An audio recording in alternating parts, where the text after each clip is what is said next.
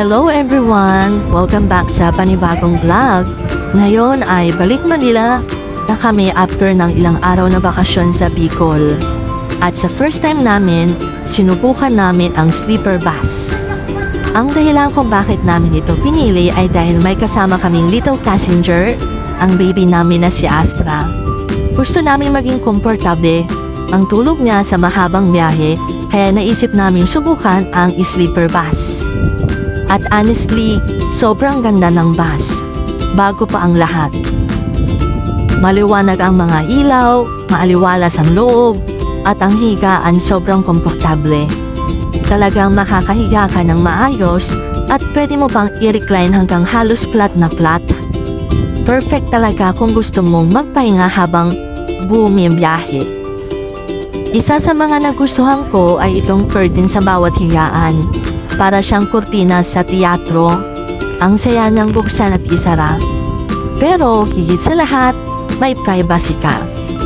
Bilang isang breastfeeding mom, malaking bagay talaga iyon dahil pwede akong mag-breastfeed ng komportable at hindi naiilang.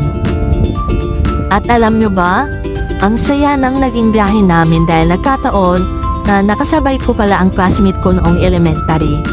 Kasama niya ang mama niya at pauwi rin silang Manila.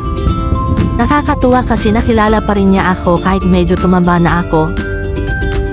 Ang liit talaga ng mundo. Ito naman ang aming little passenger na si Astra.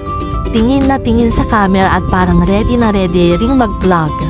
Samantalang ang daddy niya, ayun, tulog sana kaso maya't maya nahihilo at nasusuka. Sabi pa niya, hindi raw siya sanay sa ganitong klaseng bus. Kaya binigyan ko muna siya ng katengko para kahit papano ay gumaan ang pakiramdam niya. Ang pamasahe pala ng sleeper bus na ito ay 2,700 pesos per person.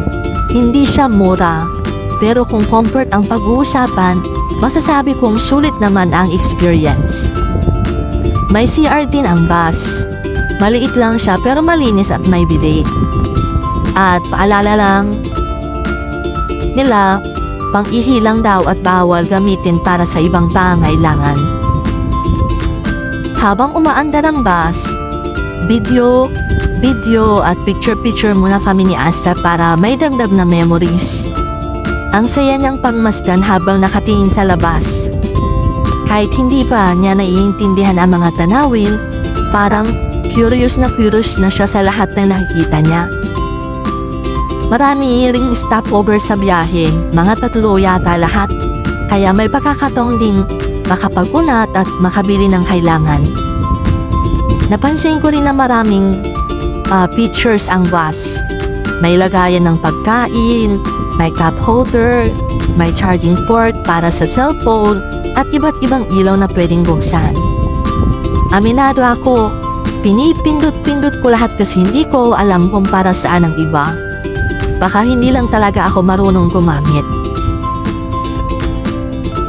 Maayos din ang aircon. Hindi kami pinagpawisan sa buong biyahe at komportable talaga ang temperatura. Nang magutom si Astra, si Daddy naman ang nagtimpla ng milk niya. Siya talaga ang naka-assign dyan dahil kabisado na niya kung ilang ml ang kailangan. Ang cute lang kasi habang nagtitimpla siya, titig na titig si Astra sa daddy niya. Daddy skirt talaga. Gusto ko na sana humiga dahil sumasakit ng likod ko pero si Astra sobrang active pa rin. Kahit naghihikab na siya ayaw pa rin matulog. Pero pagkatapos ng ilang oras, sa wakas, nakatulog na rin siya ng mahimbing. At doon ko talaga nasabing worth it ang pagkuha namin ng sleeper bus. Mukhang naging komportable talaga siya sa biyahe. Maya-maya, nakatulog na rin ang partner ko. Ako na lang ang gising. Para ko na rin ang kurtina at oras na para matulog. Overall, sobrang komportable ng sleeper bus. Nakapagpahinga talaga kami habang bumabiyahe. Pero may napansin lang akong ilang bagay. Dahil dikit na dikit sa sahig ang lower bed, ramdam mo talaga ang alog ng bus. Kaya paminsan-minsan binubuhat ko si Astra para hindi siya gaanong maalog. Isa pa, sa tingin ko hindi ito gaanong ideal para sa mga senior citizen. Mababa kasi ang lower bed kaya medyo mahirap umamon. Samantalang upper bed naman kailangan mo pang umakyat kaya baka mahirapan din sila. Pero sa kabuuan, naging maganda ang first sleeper bus experience namin. Sulit ang comfort, may privacy, at nakapagpahinga kami ng maayos sa mahabang biyahe pauwi ng Maynila. Kung gusto nyo subukan ng sleeper bus, lalo na kung may kasama kayong baby, o gusto nyo maging komportable sa mahaba ng biyahe, magandang experience talaga siya. Maraming salamat sa panonood. Kung nag-enjoy kayo sa vlog na ito, huwag kalimutang i-like, i-share, at i-follow ang page para samahan niyo po kami sa susunod naming mga adventures. Life is too short, make some memories. Meow meow. See you sa next vlog.